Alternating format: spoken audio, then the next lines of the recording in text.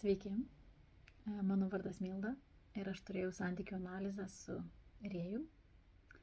Mano intencija buvo pasitikrinti svarbiausia savo pačios ryšį su aukštesniuoju aš, bet ir patikrinti santykį, kuriame esu jau kuris laikas ir kuriame būtų labai daug susimaišymo, ego, kalnų ir pakalnių.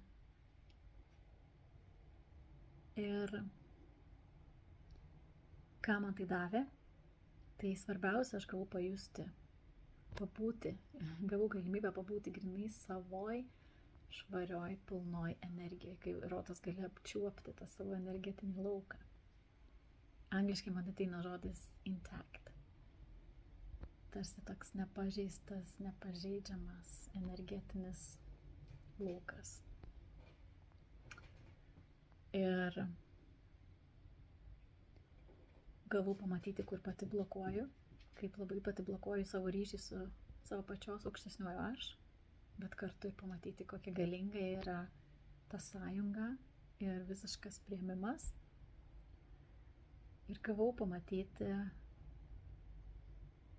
kaip atrodo tie santykiai. Ir kadangi toj plotmėj, į kurią patenki, nebelieka proto ir proto susimaišymų, sureikšminimų, tai net atrodo tie klausimai, kuriuos turėjai anksčiau, nebe tampa tokie svarbus. Ir atsiranda toks tikras pajautimas to, kas yra svarbiausia. Ir bent jau man tai buvo grinai tas svarbiausia išlikti savo energijoje.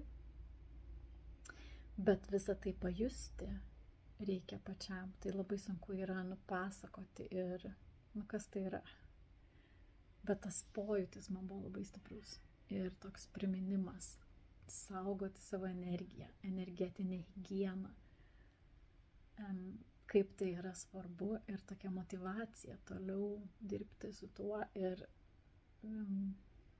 kurti atstumą su protu, kuris labai mielai nuveda į klystkelius ir susimaišymus ir kai nebežinai, atrodo jau kaip ir pajutai, intuicija kaip ir parodė, bet protas labai lengvai nuveda į kažkokias džiunglės ir nebežinai kas ir kaip.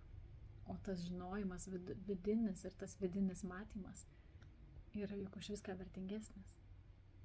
Tai galimybė tai pajusti ir pamatyti ir tiesiog pabūti tame yra labai vertinga ir manau kiekvienas turėtų tai padaryti.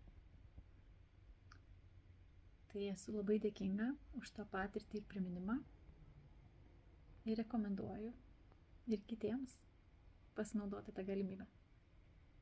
Tai tiek.